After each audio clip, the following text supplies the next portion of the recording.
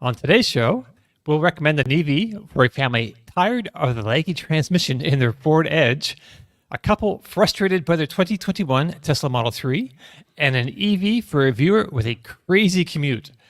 Welcome to Battery Bargains, a weekly series from the Batteries Included podcast where we make EV recommendations to order. This is episode number 38. I'm Dominic Ioni, and I am joined today by Martin Lee from the EV News Daily podcast. If you're looking for your own battery bargain recommendation, send us a 1-minute video or an email with a short couple paragraphs describing your use case and budget, and we'll see about featuring your case on an upcoming episode. All right, so let's kick this off with our first case today. And to be transparent, we've paraphrased these emails a bit for length and clarity. So, you ready to go car shopping, Martin? I am ready to go with our first one. Awesome. Okay. Our first email comes to us from Michael, and he writes, "Hi guys, my wife's 2022 Ford Edge lease is up in 6 months, and she is telling me the lag when she goes to accelerate quickly to get through a gap in traffic feels dangerous. A 1 to 2 second lag when the transmission downshifts is pretty apparent at all speeds, and most notable at low speeds. My immediate reaction is, let's get an EV. No more transmissions. It's also not my vehicle. Our specifications are minimum 5 seats, 250 plus miles of real world at 75 mile an hour for summer out and back day trips without charging. My wife would prefer an edged size vehicle, but is open to a 3-row vehicle as well. I'm well aware of the usual suspects in the 5-seat EV space and the 6 and 7-seat space. I drive myself a 7-seat Model Y, which my wife is not interested in Teslas right now. We have 2 5-year-old kids in forward-facing car seats and no pets. My blind spot is the hybrid / plug-in electric vehicle market.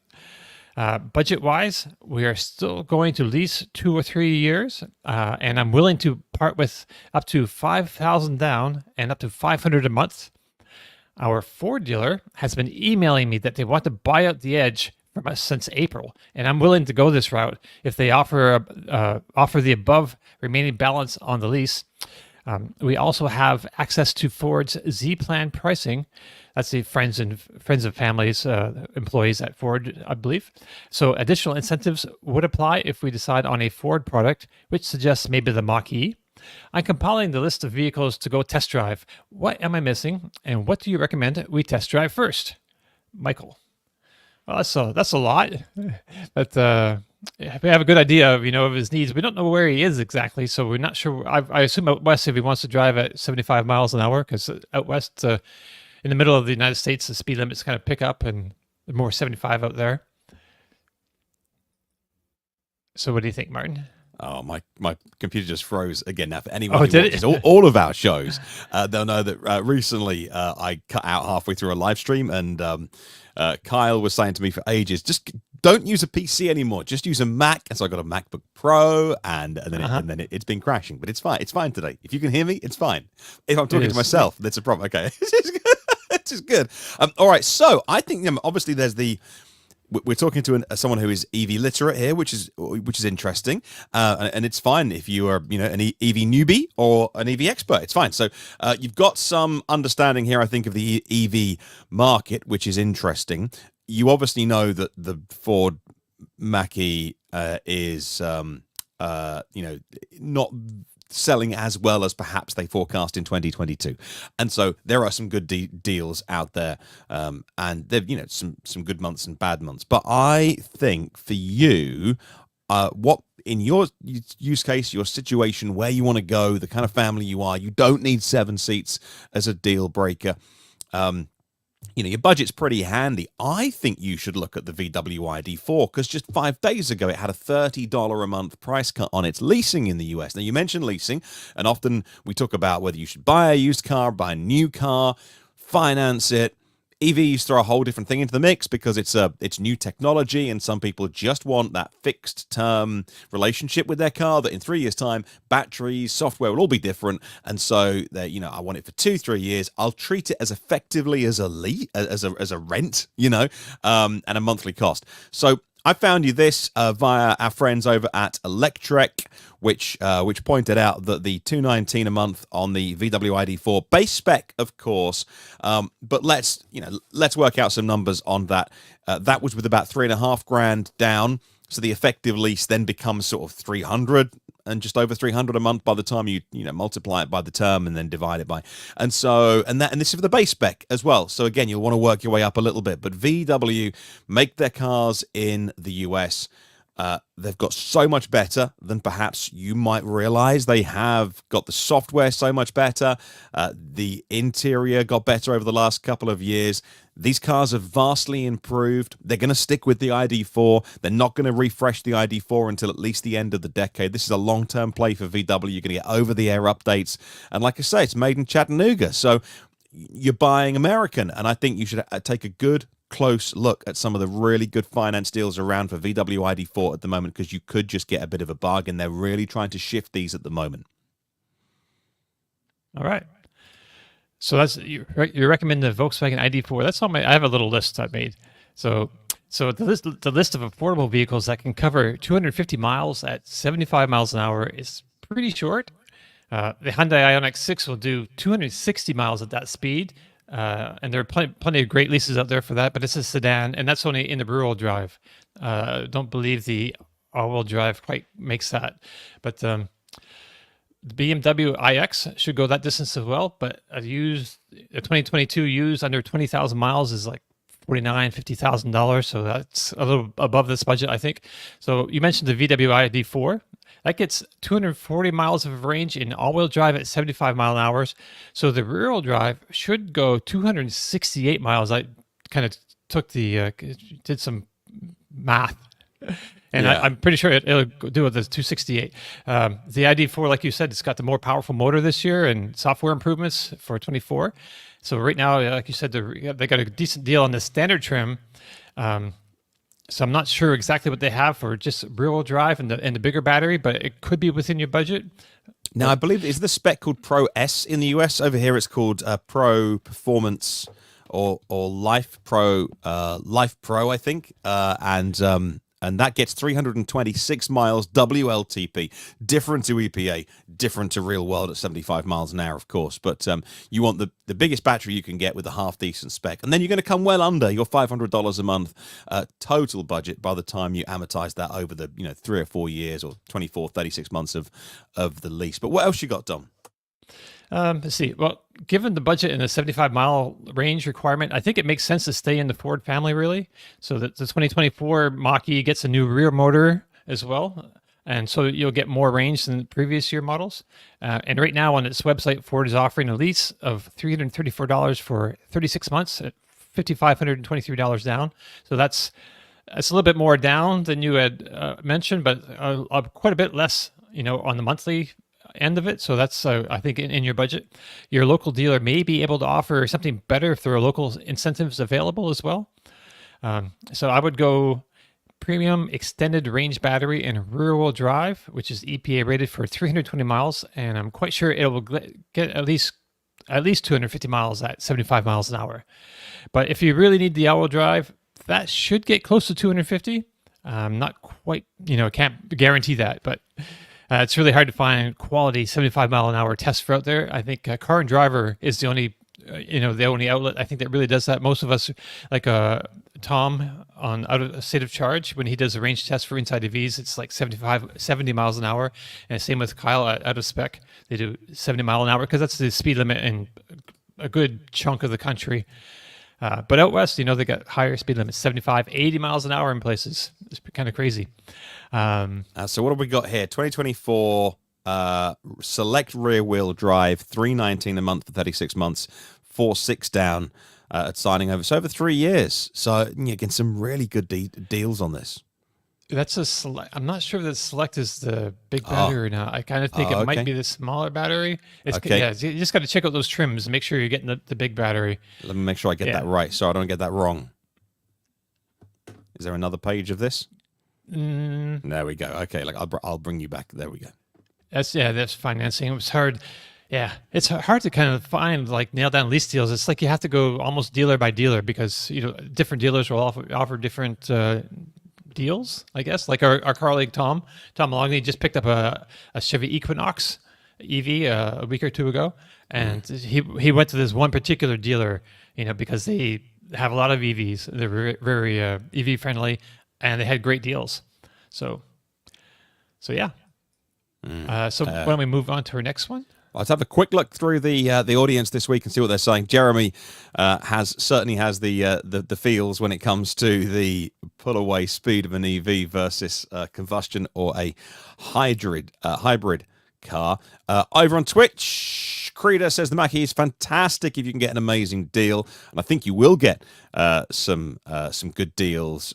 Says my wife loves her Mach-E, and Cord, who is a regular on our midweek and our Friday shows as well, also going with Ford Mustang Mach-E. And Kangaroo Island TV saying Mach-E would be good in Europe. You could get the Ford Explorer, yeah, of course, the Ford Capri coming as well, that famous name coming back, although it won't look much like the Ford Capri that I grew up with in the early 80s. Our neighbors had one with a black vinyl roof. It was a white one. It was two-tone, and it was a white Capri with the black vinyl. Oh my gosh, they were just rock stars in our street because I didn't grow up in the nicest area, and they had a Capri. Like they were the rich family. They probably were. They were lovely. So that was very cool. And Gary, another regular, saying at 75 miles an hour, cut through the air with an SE Ioniq 6 rear-wheel drive lease. I like your thinking on that. Yes. What was that? Oh, I saw a mention of the range here. Oh yeah, Creda is also. Sorry, Creda was also saying that he gets 300 plus miles in his premium rear-wheel drive extended range Mach-E regularly at 70 to 80 miles an hour, which is right in that ballpark. So that's pretty good. So maybe maybe you could go all-wheel drive if you needed it and still get over 250, but definitely the rear-wheel drive it's set those parameters. We don't talk about the Blazer enough, really true, right? on these shows, and that's partly because of the pregnant pause they had at the beginning of the Ultium project, and so in some ways I think everyone's playing catch up with Equinox and Blazer. In a way, Silverado, which had a big price cut, a $400 a month lease deal price cut this week as well, and so in some ways these vehicles almost fly under the radar a little bit because we don't talk about them very much, but they are here because for so long it was a lot of jam tomorrow. It's like, oh, they're coming, it's coming, and then it arrives. It's like, no, the software doesn't work. No one drive one, but it's all sorted out now. So again, the Blazer is the Blazer is a car that we just don't talk about too much, but we should. And the Equinox as well, right? The sister kind of this car. It's a little smaller, 319 miles of EPA range. The problem is I just didn't know what at 75 miles an hour what that range might be. I don't know if it's been tested yet. So Blazer here, 48.8 LT, rear-wheel drive on the RS trim, 324 miles. So again, I need to remind myself of all these specs. You want to hope that that with the 324 miles of EPA range that it could do the 250, right? But I still think it makes sense to stay in the family with that Ford lease because he can turn in his car to the Ford dealer and then just pick up another one. And that's probably his best deal still. But those are other great options out there. But we should probably move on to our next one. Yeah, we should move on. Equinox and Blazer underrated, not recommended by pundits because their affinity for Tesla. Dom owns a Model 3, and I rate Tesla very highly, but not always the best answer sometimes is to go for a Tesla. And I've taken him off screen now, but didn't our original commenter, didn't he have a Tesla? I've lost the original comment, but he's looking for a car for his wife. And so. He has a Model Y, I believe he said. There we go. Yeah. So I think that's this email. But anyway, yeah, we can move on. Yeah. All right. So our next email comes to us from Jeff. Spelled Geoff. How do you pronounce that over there in the UK there, Martin? That is how to spell Jeff, my friends. Okay. Because I see it all the time, and now, when I was younger, I would always say Joff. And is that a name? Joff? I don't know. Anyway, sorry, that's Jeff. how I would spell Jeff every time. I guess J is more common in the US. Well, there we go. Yeah. We ended up talking about Jeffs. Carry on. So, hello all. I have a 2021 Tesla Model 3 rear-wheel drive. It served me well for commuting, but it is frustrating on road trips due to frequent stops and slow charging curve. With a recent move to the west side of Colorado, I am looking for something with more range, all-wheel drive, and comfort for my wife, dog, and myself. I've been saving, so our goal would be under 80K. We've been looking at used and new, loans as well as leases. Here are my top three. My first consideration would be a Tesla Model S, but with the current improvements to Model 3 and Model Y soon, I don't feel like you're getting much extra for that premium. It seems like other automakers have a more refined cabin experience than Tesla at that price.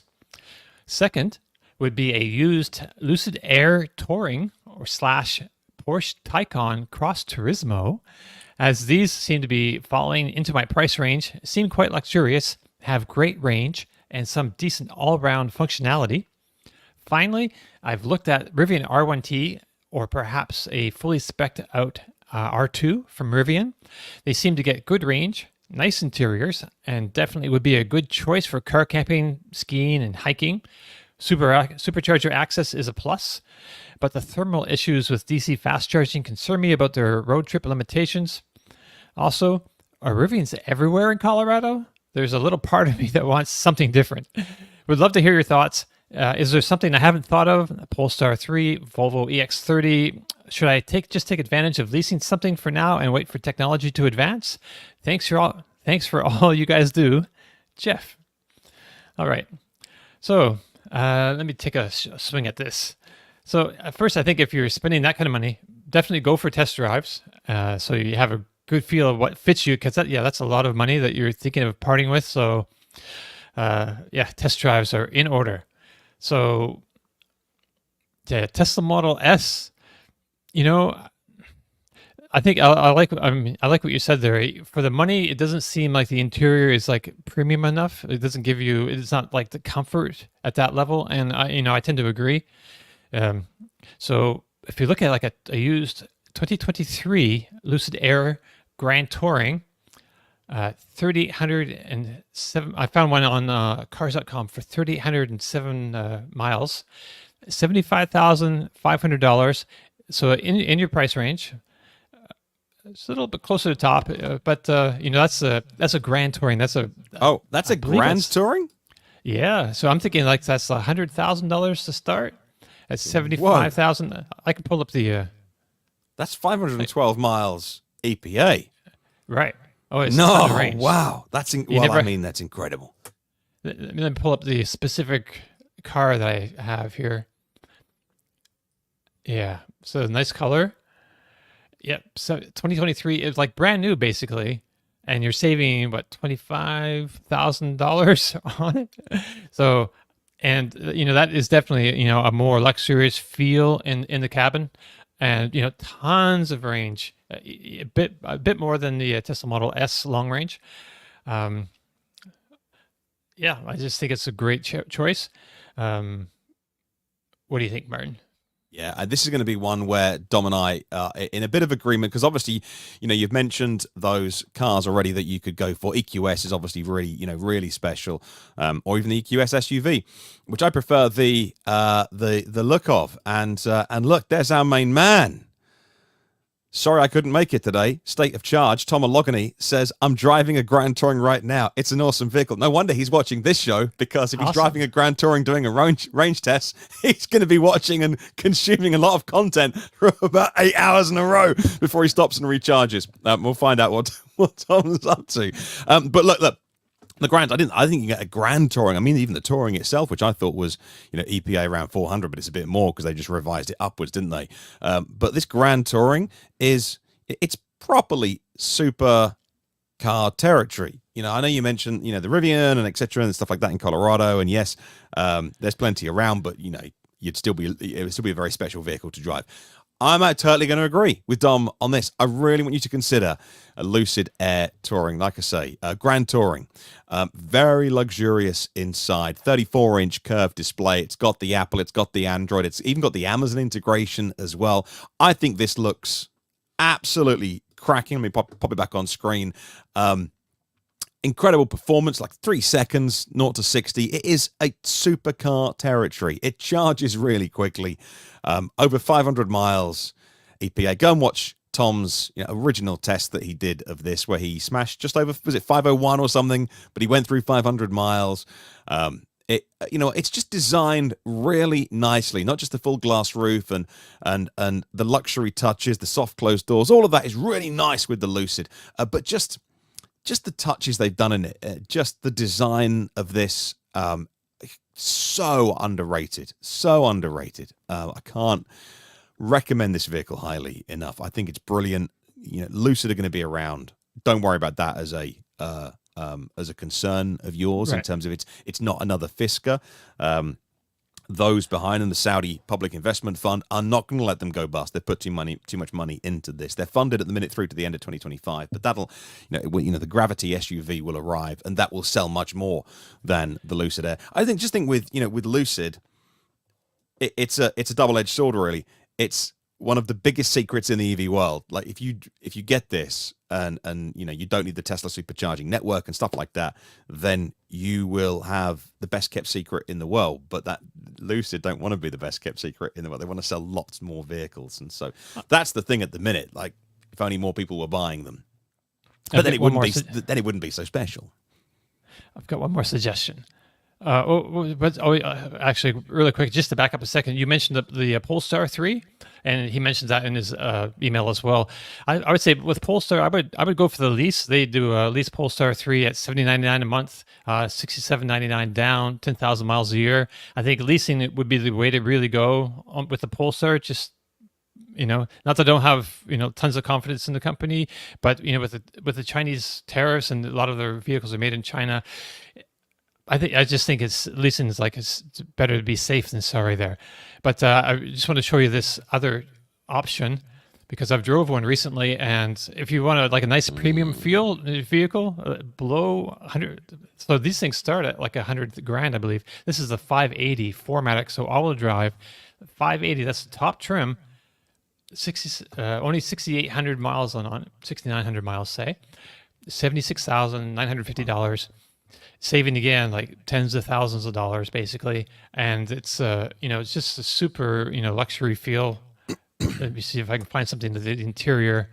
It's got the Burmeister stereo. These are really comfortable seats. That's really special. Ventilated. I mean, it's all the seat controls. I'm not sure. Likely massaging seats. I'm not exactly sure how that all works. Some of these have third rows. I don't think this particular one does, and this one. I had found one. I know there's one in Salt Lake City, but this one I think is in the Bay Area. But they also have great range. These cars too. So that is really special. Yeah, lots of room in the back. The Aero spec wheels. Yeah, man, that is nice. Anyway, I just wanted to pull that up as an extra option. You mentioned Polestar 3. This isn't the news show. We do our news on a Friday, by the way, but I thought I'd mention that today in Charleston, South Carolina, Polestar 3 production kicked off, so sales will be happening very soon. But a big bit of EV news today, breaking news for our midweek Battery Bargains podcast, the Polestar 3 production now starting in South Carolina. That is very, very good news at the Volvo plant there. Anyway. All right, so our final email comes to us from Mike. He says, "Hi. I do a 240-mile round-trip, all-highway commute 3 times a week. I'm looking for an EV that can make the commute without having to recharge en route. Would ideally like to be able to drive at around 75 miles an hour and still have a cushion of a few percent of battery life to allow for headwinds or heavy rain. I have narrowed it down to either a Tesla Model 3 long range, used BMW iX, or a used Mercedes EQS sedan. All three seem to fit the bill and have pluses and minuses. Not sure which is the best option. Any suggestions for any other vehicles I should consider would also be appreciated. Thanks for doing both shows. They have both been informative and entertaining. So please keep doing what you are doing. Regards, Mike." If I could spit that out. Oh, so Martin. Another 75 mile an hour long range road tripper commuter. That's a long commute. 250 miles. That's 125 miles. That's it's like an hour and a half at least every day. We had one of these a little while ago. and like 2 hours a day just sitting in the car, and that's not a common thing to do over here. I know it's a little bit more common in the US, but yeah, it's a long commute. That's a really long commute. Mike in the comments says, "Still not me again." 50% of the audience is named Mike. Yes, it does seem that way some weeks actually. All right. So what do you have in mind for Mike here? I think a BMW iX would suit you perfectly, my friend. Let me find one online. What should we use? Let's use cars.com and have a look here at the various trims that you can get. Should we look at M60s just for a laugh and sort them by the lowest price? Let's do that. So the M60 is going to be like the high performance spec. Yeah. I remember Kyle reviewed both the regular one and the M60, and he said you don't really need the M60, unless you really want, a little bit extra performance. But yep, yeah. Here, so what's the budget here? He's looking at. He didn't really say a budget. But he mentions these used ones and a brand new, Tesla Model 3. But yeah, all right. Well, let's go used BMW iX M60 just for a laugh. Anyway, but you might not need it. You might not need it. But here's one with 20,000 miles on it for 63 grand. These cars have had some incredible depreciation on them. Look, I'll tell you why. M60. Yeah, I'll tell you why. Spicy one. I mean, that's really spicy. So you're going to spend a lot of time in your car. Now, if you didn't use your car very much, I wouldn't be recommending such a high-end car. I dream of having a car like this, but it'd be pointless. I work from home. I would never be in it, but I would still like to have access to one. My neighbor has a BMW i6, and it's a head turner, my friend. I can't walk past it without doing the double take. A bit like when you have a car yourself that you like, and you park it and you walk away. And you do the little look over your shoulder, and you go, "Yeah, it's nice, isn't it?" I do that whenever I walk past his house. I go, "Yeah, that's really nice, isn't it?" So great range. I forget what the EPA is on this, like 390 miles, 108 kilowatt hour. Go on. 290 miles at 75 miles an hour on EPA. Oh, so the real world. Okay. Real world. That's from Car and Driver. Yeah. Ah, right, okay. So you're getting the mileage, 108 kilowatt hour battery on this. You've got the big screens inside of that big curved screen that you can see. That combines a 14.9-inch infotainment screen with a 12.3-inch digital instrument display. It's got the BMW iDrive, was it 8.5? System. It's got these lovely little touches that I'm showing on screen for our podcast viewers rather than our podcast listeners. It's got the Apple, it's got the Android, it's got the wonderful choice of materials inside. But look, this car is ridiculously quiet inside. Loads of sound deadening materials, fantastically fine-tuned suspension, but just a really, really quiet vehicle to be inside. So 610 horsepower, I think, for the M60 version of the iX. Really strong performance, but also fantastic to drive. If you don't want to have spirited driving, ridiculously comfortable. It's got all the safety features that modern EV should have. The looks, some people think the looks are a little bit polarizing. That's interesting. I don't agree with that, but I think the look is sort of pretty standard BMW fare, but there we go. I think this is fantastic. What do you reckon, Dom? Well, they did mention the BMW iX in their email, so I think they're okay with the looks of it, which is great because I think it looks good. Personally, I know a lot of people disagree with that, but because there's that big grille on the front. But it's a great place. I mean, you're spending that much time in your car. I think you should spoil your.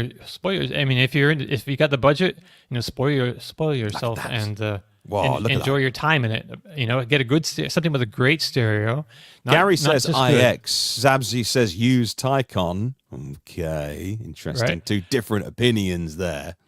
So this particular one that I found, it's like 52. This is the xDrive 50, so not the spicy one, but still great. Like it's practically brand new. It's 4,000 miles, 52,000. Wow. And a half dollars. I mean, that's a pretty decent price. I'd be pretty happy with that. But considering especially what that thing costs brand new, that's like you're saving tens of thousands of dollars, and it's like basically a brand new car. You're missing a year or two of warranty, but that's about it. So to look at his list again, he mentioned the Tesla Model 3. So that's the bargain buy, really, in this spec, this category, I guess. The long range rear wheel drive, $42,490. I think it gets 363 miles of EPA range, so it should do the 250 miles no problem. It doesn't have the premium stereo in it. Like the rear wheel drive version of this, like the long range rear wheel drive, doesn't come with a premium stereo in the Tesla Model 3. So I would want to get if I was going to go the Tesla Model 3 route, I would get the dual motor. It's 47,490, Not 341 miles of EPA range. It's got to get 250 miles. I'm not sure. I couldn't find a 75 mile an hour test of that not one. even comparable to the vehicle that we've just been talking about. Not even Right. slightly Right. comparable. But it's the budget deal, right? So you get the $7,500 off. That's basically a $40,000 car compared to 50. So you could save, $12,000 and have a brand new car with a full warranty, ventilated seats. It's pretty nice. It's got lots of, the software and Teslas are great. I think, opinions always vary. But Yeah, Curtis says he needs something with a solid onboard charger. Good shout, actually. Yeah, BMW iX 11 kilowatt onboard charger, 195 kilowatt peak on DC charging, which is good enough to fill your boots, any day of the week if you are fast charging, and overnighting as well. You should, depending on, you get home, plug it straight in. You'll be all right. But I also thought I'd pull up this as well. Mercedes-Benz EQS 450 Plus. That's a sedan. I found again. It's another amazing. Look at the price of that. $54,000. This is 400 miles of range at 75 miles an hour. It's really range wise. This punches your ticket. No, that's not. That would. Actually, that's not the right expression to use. Look at this vehicle for 54. You could do a deal on that as well with that, Yeah. with whoever's selling it. If you see someone sitting on a park bench today just drowning their sorrows, it's the original owner of this vehicle. Oh my gosh, I can't believe it. It doesn't have the huge, what do they call that? The screen all the way across the front. Hyper screen, I think. And you don't want it. You want this one. Burmeister stereo, Oh, this is beautiful. Yeah, and like I said, I drove like the EQS SUV recently, and it's just a dream.